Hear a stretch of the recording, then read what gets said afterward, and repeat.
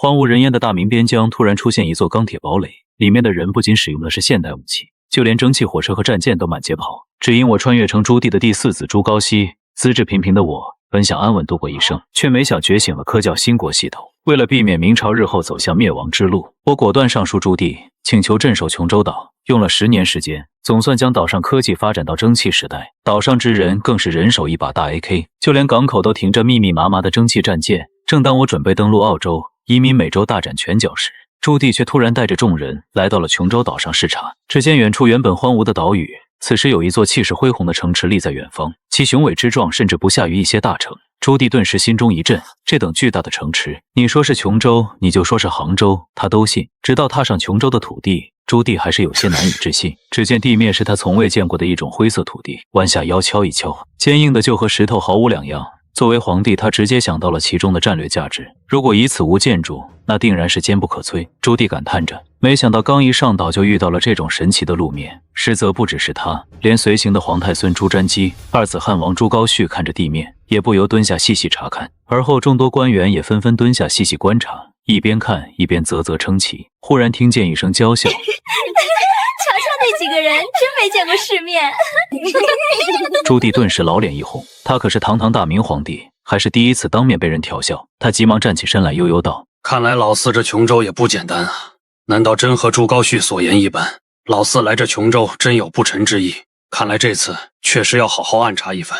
随后他对众人说道：此次我等上岛为微服私访，非令不得暴露我等身份，尔等明白了吗？众人一听，心中皆是一惊，当下纷纷应诺了一声。之后朱棣又道：瞻基，你去探探底细。但不一会儿，就见朱瞻基领着一个中年男人走了过来。爷爷，这位是岛上的接待员，我还没问，人家就主动来了。在下吴凯，是琼州海关接待员，诸位应是第一次到我琼州来吧？不知此来是旅游还是经商访友？听着琼州海关接待员几个字，朱棣眉头又是一挑。琼州海关这是何时设立的衙署？他怎么没听过？咱是来岛上访友的，不知岛上有何规矩，可否相告？原来是访友啊，那就方便了。吴凯指着远处的巨大海关笑道：诸位，请随我去海关处办理签证，说明所访何人，办理之后即可入岛。但不知这签证是何物？所谓签证，便是岛上路引。朱棣身后的翰林大学士杨荣一听，急忙从怀中掏出了自己一行人的路引。这路引我等皆有，我看就不需要再办了吧。吴凯却摇头一笑道：此路引非彼路引，我这岛上签证除了路引所有之外，还有登岛与离岛日期在，签证所限日期之内必须离岛，不然被查到将会被直接遣返。办理签证不仅是为了方便各位出行，也是为了防止外人非法滞留。朱高煦见他说的玄乎，顿时不悦道：笑话，你这琼州又非人间仙境，哪有来了不走之理？莫说琼州，便是京城也没有这等强行遣返之理。而这吴凯又笑道：客官，你还真别说，京城还真未必比得上我琼州。每年两广都有数万人欲偷渡上岛来了，我等海关上下也是不堪其苦啊，每年都有数万人偷渡。朱棣听完不由看向了杨荣，眼神里充满了探究。这么大的事为什么不主动上报？明朝实行了极为严格的户籍制度，像是这种几万人流动的情况，无论如何都是要上报的。结果朝廷却没有听到消息，这其中到底是有人故意隐瞒，还是有什么阴谋？杨荣见老爷子这副模样，心中暗自叫苦。虽说他之前担任朱棣的机要秘书，可这消息他却真没听过。此时吴凯又笑道：这几年外人都知道我琼州日子好过，自然不愿在别处受苦，也是琼王殿下仁慈，凡是遣返偷渡者时，必给点盘缠，让其归返。这一来二去的，人人都知我琼州豪富，偷渡之事反倒是越演越烈。诸位回去之后千万别外传，若是传出去朝廷治下的百姓偷渡，那可不就是打皇帝脸吗？而众人听着这话，只觉得心惊胆跳。你呀，还说不打皇帝的脸，现在皇帝的脸都快被丢没了。如此想着，众人目光不自主地朝着朱棣脸上瞅去。英国公章府更是将手放在了佩刀上，随时准备给皇上出气。可在众人眼中，却见朱棣怒极反笑。如此说来，这琼州竟真是人间仙境啊，咱可真得好好看看才行。一边说着，他心中已是怒火滔天。什么不愿在别处受苦？什么叫活不下去？难道我朱棣精心治国10数年，反倒比不上你老四在岛上发展10年？走，咱们都去看看这琼州在琼王治下到底有多豪富。显然众人已听出朱棣已然对朱高煦升起了不满，只有金豆子朱高煦捂嘴偷笑，暗赞老四干得好啊，有你吸引火力，我就不愁了。就这样，众人各怀着心思，继续朝着琼州海关走去。不多时，吴凯将众人领到了办事窗口，嘱咐道：“诸位，在下须得提醒一句，我岛上禁止携带枪支刀具，若有携带，可顺道偷管。”此言一出，却引起张府一阵不满，道：“禁止带刀，若是有刺客怎么办？万一出了事情，难道叫他们空手上前搏命？”可他这话刚说完，便听前方传来一阵嗤笑之声。只见一个衣着华贵的中年人回头看向几人，笑道：“外地来的吧？还带刀？都什么时代了？现在刺杀都是用枪。再者，琼州自有警卫在，安全得很。你当这里还是大明境内，到处都是贼啊！琼州街上严禁带刀，你若真带进去，还要罚款。”而朱棣的注意力显然不在此处，而是颇为和善地看向世子道：“按照您说的，琼州境内百姓莫非都不使用铁器不成？”中年人见他举止有理，便解释道：“现在岛上居民大多都用不锈钢刀，那可比你们这些刀好上不知多少。外地人来是一律不准带刀的。”朱棣听到不锈钢三个字，顿觉一阵疑惑。可是咱听说这琼州之地到处都是黎民，他们行为凶残，若是遇到了黎民作乱，又当如何防卫？黎民乃是琼州本土彝人，在琼州纳入大明统治之后，便大量迁居到了琼州南部。但是黎汉冲突从始至终尤为严重，几乎每3年就会有一次暴动，不管是军队镇压还是协商谈判，都解决不了这历史性的矛盾。难道上百年都没解决的问题被他老四解决了？中年人却又是摇头一笑道：“老哥，我看你年纪也不小了，见识却短。”朱棣虚心请教道：“老弟，你继续说。”此时中年人再次开口：“现在这琼州并无黎民，自6年前改土之后，黎民变成了我琼州族类，现在都叫黎族老乡。老一代那些确实脾气暴躁，可新一代大多都学汉字说汉话，相互之间和谐此昂出。”这时杨荣来了兴趣。这么说来，琼王在这琼州竟然还对异族实施王化。若说朱棣感兴趣的是军事和经济，那他这个读书人感兴趣的就是教育。听他一问，中年人便来了精神道：“这个你还别说，我最佩服琼王殿下的就是一点，岛上无论黎汉，皆是一视同仁，既要普及义务教育，就是有一点不好，要受教育，须得本地户籍。外地人要想移居琼州，须得缴纳本地社保。我这已经交了5年，还有5年要交哩。不过我那2个儿子，大的4岁，小的2岁，再等5年也能上个小学。等到了那个时候，咱也算是琼州人，回乡说话，谁不高看咱一等？”朱棣等人听着，却是越听越不是滋味。要说在大明朝地位最高的百姓，无异于京城百姓，各地富商，谁不想往京城跑？可到了这琼州岛上，一路行来，却发现几乎每个人都极其向往琼州，好似若能得到琼州户籍，便连神仙都不换一般。这琼州到底有什么能吸引这些人？朱棣很不理解。他这次本来是来教育儿子，顺道看看老四朱高煦苦逼日常的，结果来了此地，却人人都在说琼州的好，这属实让他心中满是疑惑。这边刚想询问，却见队伍已经排到了他们。只见窗口里面坐着几个形貌姣好的姑娘，姓名籍贯，来干什么的。在前面的张府昂首道：“无名张府，河南降府人，前来访友。不怪张府如此作态，他本就有嚣张的资本。他父亲是靖难守宫的张玉，自己也屡立战功，堪称当时明朝第1名将，还身兼荣禄大夫、右柱国、英国公等要职。张府的名字在大明虽称不上如雷贯耳，但也绝非鲜有人知。可他说出自己名字之后，那姑娘却像是没听过一般，头都没抬起。访友是吧？有没有你朋友的详细联络地址？”张府闻言眉头一皱，细细想了一会儿才开口：“俺不知他在何处，只知道名叫张车，是俺3弟，正在琼王府内任职。”而他这一次随口一说，却见姑娘神色一变：“你说什么？你是张总司令的大哥啊？”总司令，张府听的也是一懵。你说我那不成器的3弟是什么总司令？在他心里，2个弟弟张孙和张屈皆是不学无术之辈，老二是个彻头彻尾的纨绔，在京城几乎无恶不作。至于老3张七，骄奢蛮横，若非他这个长兄护着，这2人不知要惹出多少祸事。当年他听闻琼州王要南下就藩，便主动上书，将3弟张获塞进了队伍，本意是想让这小子来这蛮荒之地磨练一下。结果今日踏上这片土地，却听闻这个被他嫌弃的弟弟竟成了此地的总司令。他堂堂大明英国公，在这琼州关口竟要靠一个不成器的弟弟的名头才能验明身份，这简直是倒反天罡。这时一名中年男子已快步从里间走出，正是方才那位名叫吴凯的官员。他来到众人面前，脸上挂着一丝苦笑，拱手道：“几位贵人既是张总司令的亲眷，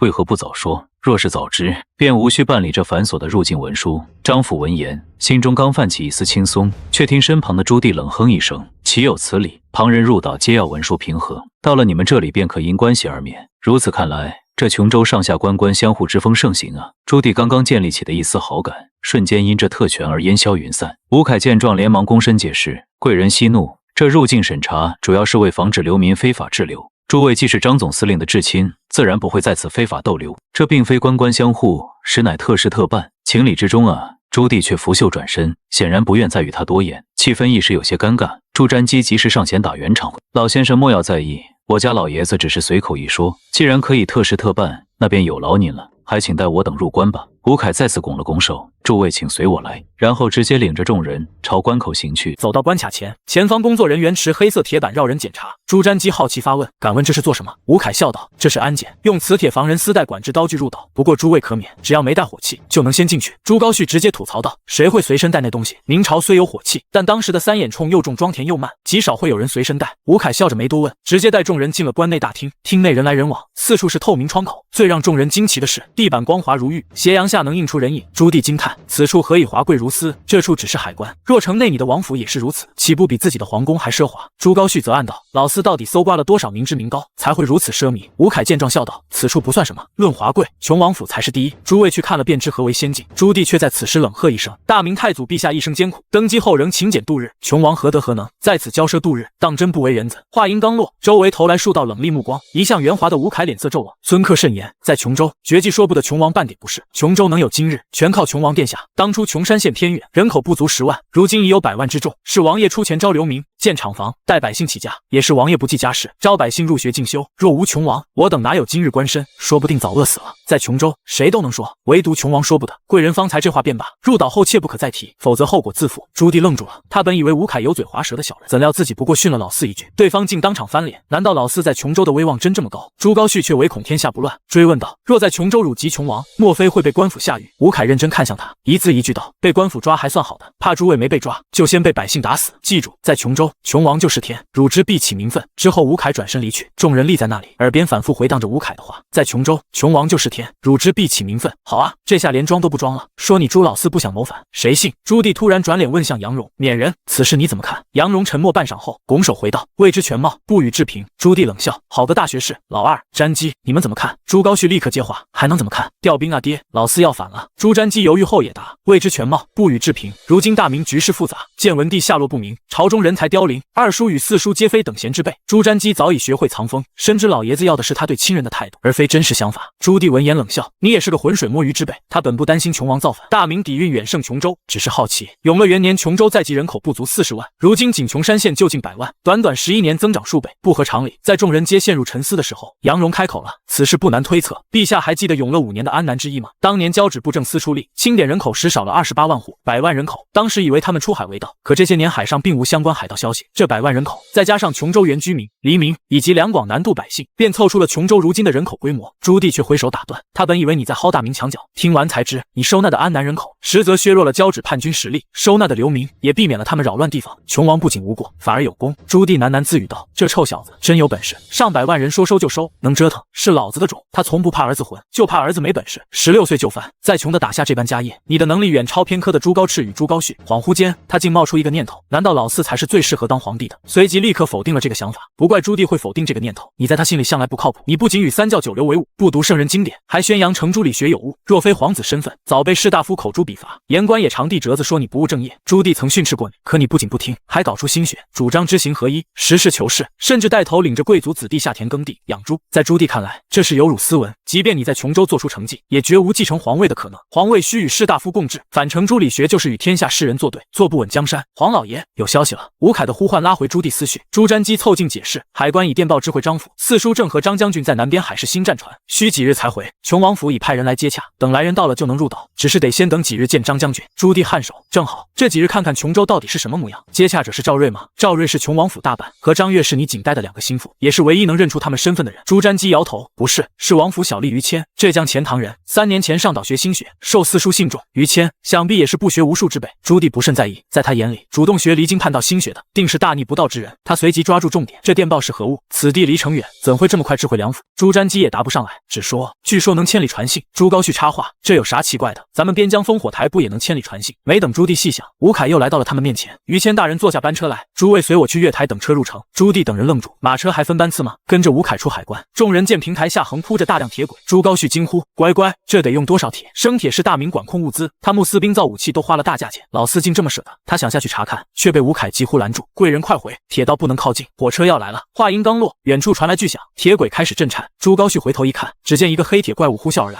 妈呀，这是什么玩意儿？张府瞬间抽刀挡在朱棣身前，高呼护驾，有怪物！朱棣望着那庞然巨物，心中震惊，这就是火车，这么长的铁疙瘩竟被称作车。朱棣望着眼前的火车，彻底愣住了。在他的认知里，车最多是2轮5马的天子驾，可这铁箱子不仅没马，还不知有多少轮子，完全不符合大明的世界观。爹，救命啊！远处朱高煦的惊呼打断了他的思绪。只见朱高煦正沿铁轨狂奔，朱棣忙命张府救人。张府咬牙跳下铁轨，朝朱高煦奔去，之后抱起朱高煦往旁猛跳。二人刚离铁轨，火车便呼啸而至，挡住了众人视线。老二，朱棣见状慌了神，吴凯却擦着汗笑道：“无事，不在铁轨上就没事。”杨荣这时凑到朱棣身边，声音发颤：“陛下，此物岂是人力可及？铁制的庞然巨物能自行移动，若用于战场，再强的军阵也挡不住。”朱棣沉默，事实摆在眼前，任何辩解都像掩饰不安。爷爷，朱瞻基的呼唤传来，朱棣转头，只见一个挺拔青年快步上前，躬身行礼：“在下于谦，琼王府詹事。诸位可是张司令的兄长一行？”“正是。”“尊驾身为王府詹事，何必亲自来迎？”朱棣随口问。于谦笑道：“王爷吩咐，琼州异于外界，外观难适应，且张司令之兄张府将军乃英国公，断不会轻易前来，想必是皇上前来宣召，理当亲迎。”朱棣眯眼道：“岛上无人识英国公，偏你识的。琼王行事倒谨慎。”于谦却摇头道：“琼王光明磊落，无叛逆之举，何须谨慎？在下识的张将军，是因来琼州前便知朝中事，反倒是王爷与张司令，从不知张将军已封英国公。”朱棣暗自点头，又问：“你本是钱塘人，为何不入京求学？科考后还能效力朝廷？”于谦却反问：“先生以为学子求学当以学问为先，还是前程为先？”朱棣答：“自然以学问为上，此即理也。”于谦笑道：“京中虽有大儒，却无大学问；琼州虽偏，却有琼王这等不识大才。舍琼州赴京城，是舍近求远，非求道之术。”朱棣不悦：“难不成京中大儒还比不上琼王？”于谦面色坦荡：“此言差矣。依在下之见，不止京中大儒，纵观华夏数千年，未有如琼王这般有大学问者，便是孔圣，亦或有不及。”朱棣虎目一瞪，这马屁竟拍到说孔圣不如老四，简直是倒反天罡。于谦话音刚落，杨荣便怒步而出：“好个狂生，安敢辱及圣人？”于谦反问：“在下何言辱圣？”杨荣厉声道：“孔圣乃万世师表，孟轲、朱熹等圣贤皆尊孔从教，琼王当面也不敢自比，你却说孔圣不及琼王，此乃捧杀，既不敬孔圣，也不敬琼王，可知罪？”先生没听清。于谦面色平静：“在下说的是孔圣亦或有不及，非不及，前者是可能有不如之处，后者是完全碾压，二者天差地别。”杨荣仍不服：“那你倒说说，孔圣哪里不及琼王？”于谦一指火车：“譬如此物，琼王所造，孔圣能造否？”杨荣瞬间语塞，这铁疙瘩别说孔圣，历代圣贤凑一起也造不出来。一旁朱瞻基忍不住笑出声，杨荣顿时面红耳赤。朱棣瞪了朱瞻基一眼，打圆场道：“倒也是伶牙俐齿，若说奇技淫巧，琼王确实当世第一，既给了杨荣台阶，也暗贬了朱高煦。”于谦不纠结于此，转而道：“诸位不必耽搁，下一班车快到了，先上车吧。对了，哪位是英国公？”他目光落在气质最像将军的朱棣身上，众人却突然想起朱高煦。远处吴凯和张府正驾着他走来，朱高煦头破血流，用手绢捂着头呻吟。一见朱棣，朱高煦扑跪在地哭喊：“爹，方才那怪物差点让孩儿见不到您了。”朱棣先有几分关切，见他这般模样又冷了脸，没死就起来，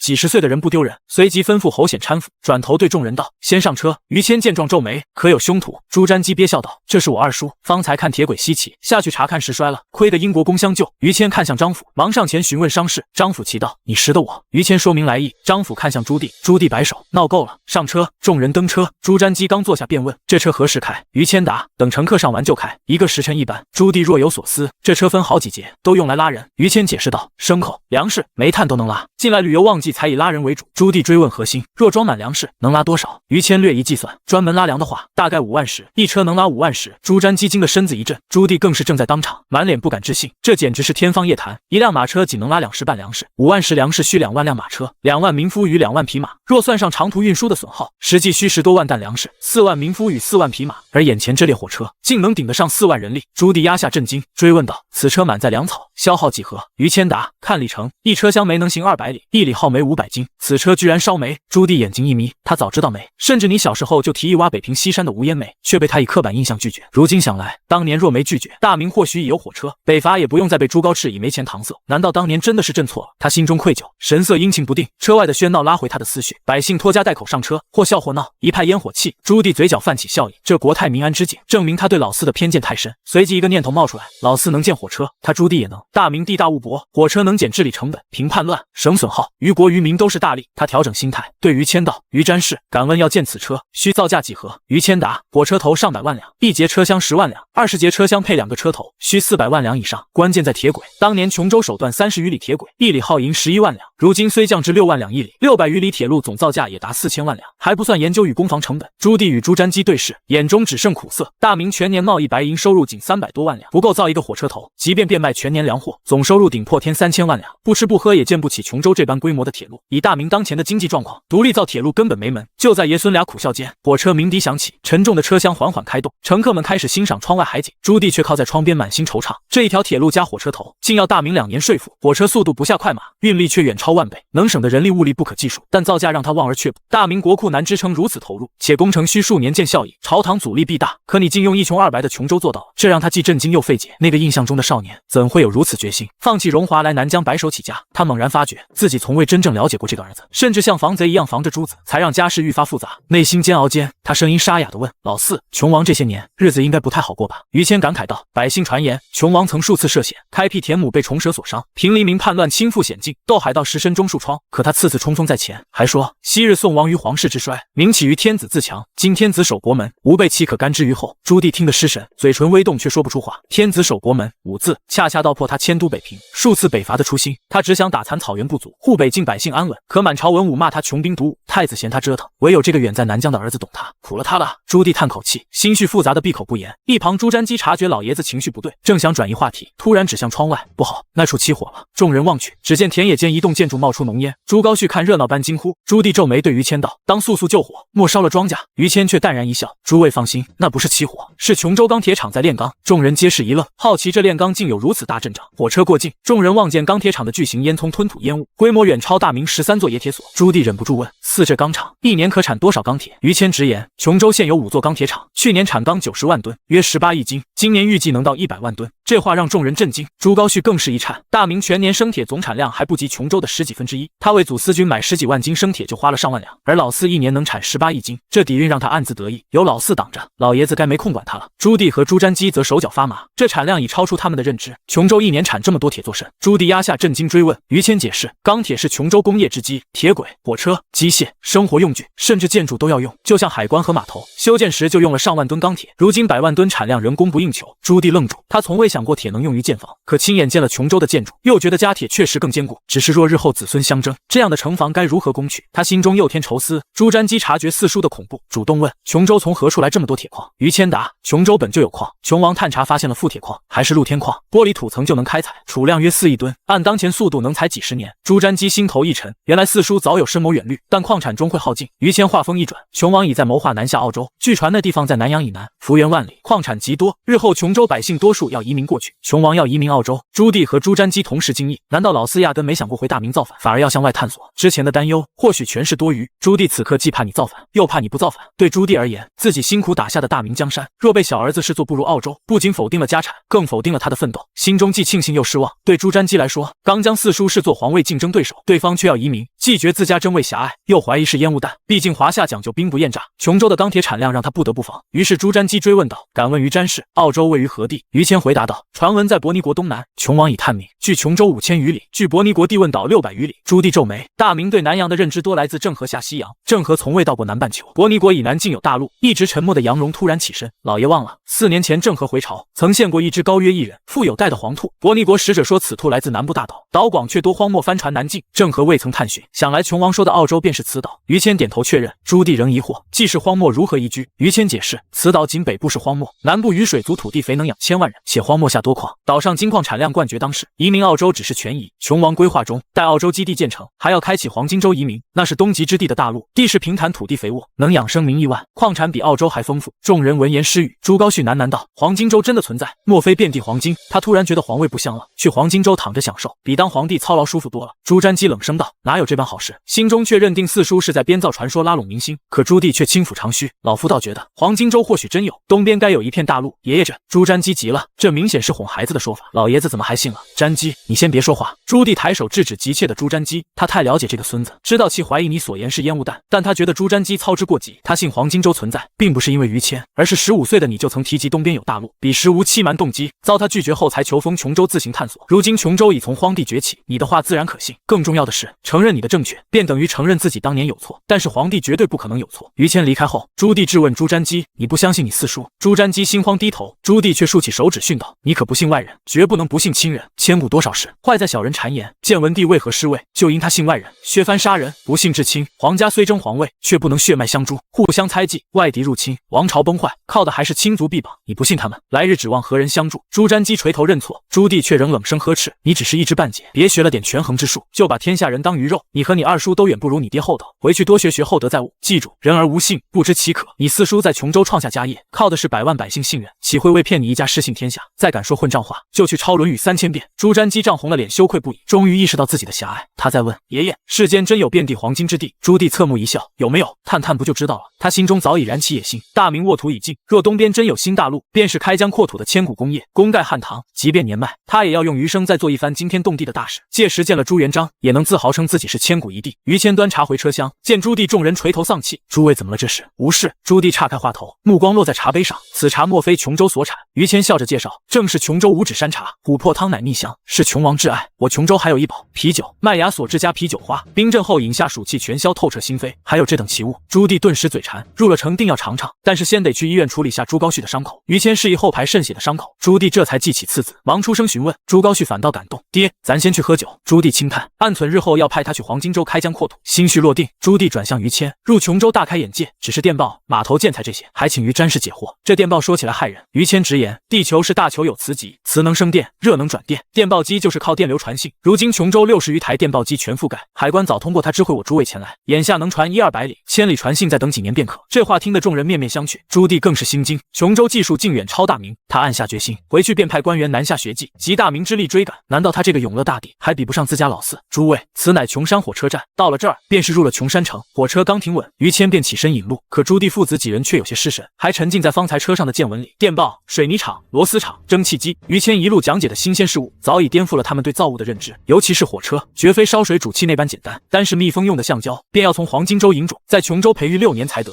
轴承、齿轮等部件，更是需无数前置技术支撑。更让他们震撼的是，这一切的源头竟都是你，图纸是你画的，机械是你带着铁匠手搓的，基础理论也是你推导的。在琼州，你已是百姓口中的天降圣人，容不得半句非议。四儿从前只学儒学，怎会有这般本事？朱棣越想越疑，下车时拽住朱高煦：“你当年可察觉他异样？”朱高煦捂着头叫苦：“儿子那时总在军营，哪常跟他一处？只记得教他骑马时，他说自己是承前世宿毁，我当他胡话呢。如今看来倒真有可能。”朱棣喃喃宿毁2字，摸出枚金丹吞下。朱高煦眼馋讨了一颗，刚收妥，就听于谦招呼：“马车备好了，先去医院处理伤口，再用饭。”出了车站，众人皆是一怔，4、5层的高楼整齐排列，水泥街道上车水马龙，人声嘈杂，却不见半分污秽，竟是番从未见过的繁华。朱棣叹道：“南疆竟有此盛景。”于谦解释着：“此乃新城，旧处仍如小县。”之后随朱棣一同登车。车内，朱棣望着窗外女子的旗袍，眉头微蹙，女子露腿成何体统？于谦却笑道：“琼州终年炎热，琼王设下这旗袍，已比从前袒胸露乳端庄多了。”朱棣这才颔首，转而却被朱高煦的惊呼拉回目光。街旁一女子身着旗袍，腿上裹着若隐若现的织物，勾勒出修长线条。于詹氏，那腿上的物件是啥？朱高煦眼睛都看直了，此乃今年新出的丝袜，琼州妇人都爱穿。于谦话音刚落，就见朱高煦的目光越发挪不开了。车辆穿行繁华街市，朱棣目光被两侧商铺吸引。琼州店铺不似大明敞开迎客，只留小门，门边立着透明玻璃展柜，这玻璃是琼州工业根基，当年便是靠卖玻璃和手工品起家。于谦适时讲解：大明1块100两的大玻璃，在此地仅需10两。朱棣心头一沉，若运至两广，可获利10倍。长此以往，大明钱财岂不全流至此？他深知朝廷缺银，正推行宝钞缓解困境，这般差价让他难以接受，贵人多虑了。于谦摇头：琼州货物价虽低，却非百姓能消费，买主多是达官贵人，他们常将金银埋于地下，反不如让钱财流通起来。琼州需从大明买木材、丝绸，钱最终仍会流回，还能让百姓得收入，朝廷得商税。朱瞻基适时补充：爷爷，近年两广税收确实增了不少。此时于谦指向窗外：医院到了，请诸位下车。朱棣抬头，只见琼山第一医院的门牌下是座远超太医院规模的建筑，这医馆怎修得如此气派？于谦解释道：琼山100万百姓的病痛都需来医院诊治，此处设4座医院，数10家诊所，仍显不足。百姓只嫌小不嫌大。朱棣恍然，原是自己以大明医馆的规模衡量，却不知琼州医院面向全体百姓。他正思索百姓能否消费得起，身旁朱高煦却凑向于谦，压低声音：“于詹事，那丝袜何处有卖？我想给那人带几条。”于谦一愣，随即笑道：“街上随处可见，先处理您的伤口要紧。”话音未落，外面传来高呼：“快让开，出大事了！”几人抬着担架奔来，担架上的汉子被钢筋贯穿身体。朱棣皱眉，这等伤势让他解脱便是，何必折磨？周围百姓顿时侧目。于谦急忙低声提醒：“贵人休要妄言，这等伤势在琼州尚能抢救，人命关天不可调侃，这等伤也能救。”朱棣的眉头瞬间挑起，朱棣望着医院方向，仍难掩疑惑：莫不是这医院里有能生死人肉白骨的神医？非也。于谦摇头，琼州能称神医者唯有琼王，医院里多是医学院毕业的学生，大病或难医，小病却无碍。方才那伤员会由琼王带出的第一批学生诊治，医术也算了得。说罢，于谦便到窗口挂个急诊外科。朱棣盯着窗口递出的挂号单，又生疑问：这挂号是作何用？挂号记名字，方便排队就诊，费用也包含在内。于谦解释：寻常号5文，急诊50文。朱棣心头微惊，大明医馆问诊费最少几千银子，琼州竟如此低廉。他正思索，却见院内医生往来匆匆。于谦便道：看来那伤员伤势重，要专家会诊，咱们得等等。一个工人竟能让院方这般重视？朱高煦忍不住发问：在大明，百姓性命远不及权贵，这般阵仗实在反常。于谦一笑：琼州行事只尊以人为本，琼王常说，别把自己太当人，别把别人太不当人，还引己所不欲，勿施于人，要求上下一视同仁。他带头交税守法，底下人自然效仿。医院里更是不论贵贱，先救人再说。这话让众人哑然。朱棣何尝不知以人为本的道理？可大明士绅不交税，百姓死活无人问津，哪能做到琼州这般？他望着医院内忙碌的身影，只觉自家老四所做之事早已超出了他对人政的认知。大兴土木与善待百姓，竟能在此并存，做到急诊等候区。朱棣再度感慨：老四不简单啊！杨荣当即点头：琼王者贤王也。在他看来，你虽有犯禁之举，自行任官，开办新学，造旗袍丝袜，但皆是因地制宜。反观以人为本的人政才是关键，带头交税守法，还做到一视同仁，这般举动足以抵消所有细枝末节的争议。朱棣调侃：之前你还说未知全貌，如今倒改口挺快。杨荣躬身，古人云：窥一斑而知全豹。单看医院这一遭，便知琼王心性。朱棣转向朱高煦与朱瞻基，却见朱高煦眼神飘忽，正盯着往来护士的腿。他们穿的白色丝袜比街上的黑色多了几分风情。混账东西！朱棣怒火中烧，一巴掌扇在朱高煦脸上，清脆的响声让等候区瞬间安静。朱高煦捂着脸懵了：爹，你打我作甚？看什么下流东西？朱棣怒喝：不就看看丝袜吗？朱高煦还想辩解，一声娇喝突然传来：哎，你这人怎么打伤员？众人回头，见于谦带着个穿白大褂的年轻女子走来。女子俏眉紧蹙，再混账也不能打人，万一伤口扩大了怎么办？说罢，他转向朱高煦：你就是伤员吧？跟我来。朱高煦窃喜，忙跟着女子走。路过朱棣时还得意一笑，把朱棣气得够呛。他堂堂天子，竟被个小姑娘当众喝止，却没法反驳，只能瞪向侯显，示意他出头。可侯显满心委屈，先前是皇上不让他说话，如今哪敢贸然上前？朱棣压下火气，问于谦：这姑娘是谁？于谦解释：她叫江婉云，常州府人，是院内值班的专家，也是琼州第一届医学生魁首。朱棣仍有疑虑，她年纪不大，真能诊治全子。贵人放心，她天资聪慧，是最早随琼王南下的百姓，医术了得，这点小手术不在话下。朱棣一愣，想起老四南下时，自己派了个常州籍太医江父随行，莫非这江婉云是江父的女儿？又听闻她是老四的亲传弟子，当即起身：走，咱看看去。众人跟着于谦到问诊室时，江婉云正查看朱高煦的伤口。怎么弄的？朱高煦盯着眼前肤白貌美的江婉云，心神荡漾，低声道：磕石头上了。江婉云转身取来一瓶白色液体，先洗伤口，等会打麻药缝几针就好。朱瞻基好奇发问：那是何物？于谦解释：这是酒精，高浓度的酒水，世上有肉眼看不见的细菌，入体就会引发炎症，酒精能杀死它们，避免伤口感染。朱棣眼睛一亮，战场上士兵多因伤口感染丧命，若酒精能消毒，便能减少损耗。可于谦接着说，需蒸馏到60浓度才有用，目前只有琼州能产。朱棣刚燃起的期待又沉了下去，只觉琼州的好东西，大明竟连模仿的门槛都够不到。突然，问诊室里传出朱高煦的惨叫，众人看去，江婉云正拿着棉签皱眉：这么大人了叫什么？这东西怎这么痛？朱高煦捂着头喊：这是双氧水一样能消毒。江婉云晃了晃瓶子：琼王17岁试药，那么大的伤口都没出声，你不害臊？朱高煦被激得咬牙：你尽管弄。可下一秒，惨叫声又响了起来。待伤口清洗完，江婉云写了张单子让于谦去取麻醉药和针线。没多久，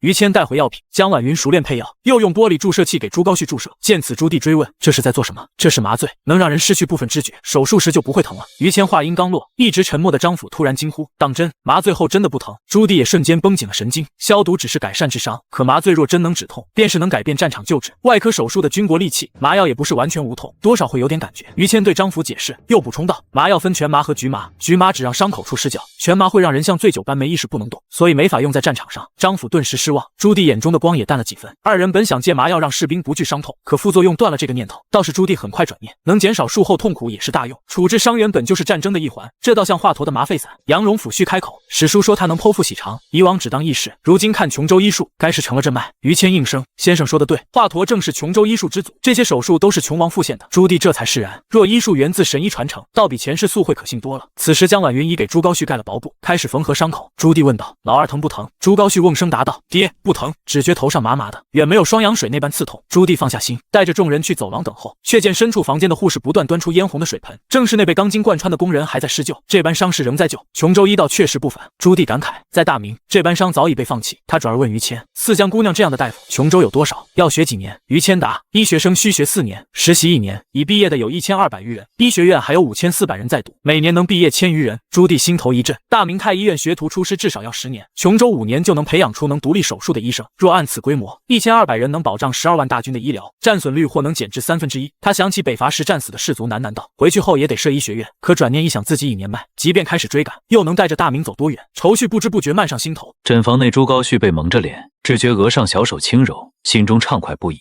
既无痛感，又有女医诊治，竟生出日后就藩也要建满女医的医院的念头。他正胡思乱想，索性开口搭讪：“大夫还未问姑娘芳名。”江婉云扑哧一笑：“你这人刚来琼州吧？”说话还带着老规矩：“我叫江婉云。”朱高煦想卖弄学识，却卡了壳。江婉云见状笑道：“婉者美也，云者主也，是这意思吧？”朱高煦连忙应和：“正是。”之后就是趁热打铁问：“姑娘可曾婚配？”这话一出，江婉云的声音冷了下来：“你问这个干什么？”朱高煦解释道：“只是觉得姑娘在大明该早嫁人了。”江婉云边缝合边说：“琼州不讲这个，讲婚恋自由，不得强迫婚嫁，两情相悦就能领证，父母阻拦可报警，还会被逐出琼州。女子也能做工赚钱，不嫁人也能养老，不用受制于人。”朱高煦震惊不已，又问未婚上限。江婉云答：“男子30，女子28，到期相亲，相不上可独身，交够20年保险就能养老。”说话间手术结束，江婉云叮嘱完注意事项。朱高煦仍不死心：“姑娘未婚，莫非是梅意中人？”江婉云淡淡道：“辛稼轩说，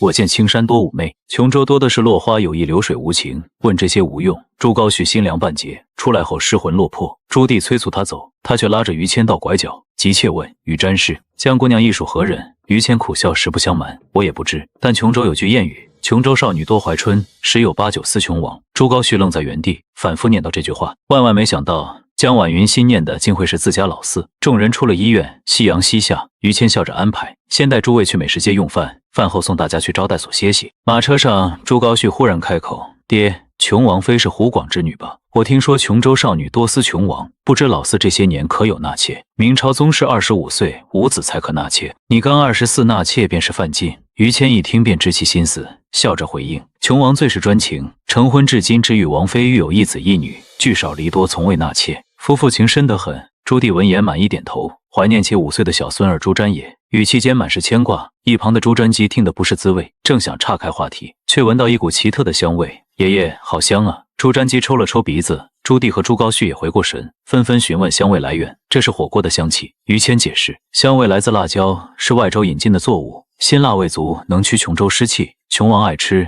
百姓也跟着效仿，如今成了琼州特色。朱棣听得兴起，当即让车停下：“咱下去尝尝。”众人入了火锅店包房，于谦递上菜单，朱棣刚翻看，面色骤冷。菜单上怎会有牛肉？这话一出，众人皆惊。明朝耕牛是战略物资，私自宰杀重罪。朱棣向来重视农业，这无疑触了他的逆鳞。朱高煦趁机发难：“我朝宫廷御膳都无牛肉，琼王竟带头吃。”于谦从容解释：“贵人误会了，这不是耕牛肉，是乳牛肉。6年前从弗朗基引进的荷兰乳牛，专门产奶不能耕地，产奶量下降后宰杀不算浪费。”朱高煦仍不信，杨荣却抚须补充：“三宝太监曾说，弗朗基贵族常吃牛排，想来确有这种专门的牛种。”这话打消了朱棣的疑虑，他点头道：“既如此，便试试。”朱棣勾选了肥牛肉丸等，看到牛肚肥肠却皱眉，下水之物吃它作甚？火锅离不了下水。于谦笑道：“牛肚是琼王最爱，涮完脆爽无比。”朱棣听闻儿子爱吃，便也一并勾选。很快，鸳鸯锅端上桌，红汤冒泡，白汤浓郁。众人看着红汤犯怵，于谦示范着涮毛肚，7、8下即可久煮变老。他吃下后一脸满足，张府见状跟着尝试，入口后先是皱眉，随即眼前一亮：“香，真香啊！”众人见状不再犹豫，筷子纷纷伸向毛肚盘、火锅包厢里，惊呼声此起彼伏：“好烫，好烫！”可众人筷子没停，毛肚牛肉轮番下锅， 5人出身的他们吃得狼吞虎咽，连朱棣也不顾帝王形象，大快朵颐。辣味越吃越上头，众人陷入想吃又辣，停了更辣的循环。终于，朱棣放下筷子喘气，此物辣甚，美味却难多食。朱瞻基嘴唇通红，忙问于詹氏可有解辣之物？有啤酒和椰汁。于谦吩咐人取来饮品，先倒上椰汁，众人尝了一口，清甜奶香瞬间驱散辣味，连朱棣都点头称赞。接着看向啤酒，黄澄澄的液体带着浮沫，朱棣面露犹豫，朱瞻基主动试喝，浅尝一口后皱眉，又苦又涩。于谦笑着示范，啤酒要好饮才知味。说罢一饮而尽，朱瞻基效仿猛灌一口，顿时觉得清凉回甘，畅快感十足，好喝，浑身通透。朱棣见状也试了一杯，果然滋味独特，众人举杯痛饮。啤酒解辣又助兴，新一轮吃喝更显畅快。连忌辣的朱高煦都忍不住多喝了几杯。包厢内觥筹交错，窗外华灯初上，街市热闹非凡。朱棣酒意微醺，靠在椅上感慨，料想人间繁华，不过如此而已。这烟火气正是他心中盛世该有的模样。酒足饭饱后，众人走出火锅店，夜色已深，琼州街上却灯火通明，人声鼎沸。朱棣疑惑发问：入夜仍如此热闹？琼州没有宵禁，原本有，后来取消了城区宵禁。于谦解释，夜市从1更开到4更，暑日更是彻夜不休，既方便工人游客夜间活动，也能让百姓下夜纳凉。张府担忧治安，这般混乱，不怕有奸人作歹。于谦笑道：无需担心，琼州偷盗刑罚极重，百姓安居乐业，务工者只为赚钱，犯事得不偿失。况且街上有警卫巡逻，还有便衣巡查，宵小无所遁形。朱棣仍有疑虑，这般多警卫耗费不小，只为方便百姓，岂不是本末倒置？这可不是浪费，而是必要支出。于谦指着夜市商铺道：这7条街是琼州销金窟，一夜税收远超不少工厂田地，维持夜市时则是促进经济。朱高煦冷笑道：这些商铺都是琼王私产吧？说到底还是搜刮民脂民膏。错。于谦反驳，琼王会将商铺40%毛利交税，用作公职人员薪酬，剩下60%全部投入公共建设。火车、工厂、医院都是这么来的，钱财流通起来，既改善百姓生活，又利于家国，绝非搜刮。这番话让众人语塞。琼州的经济逻辑虽与大明传统观念相悖，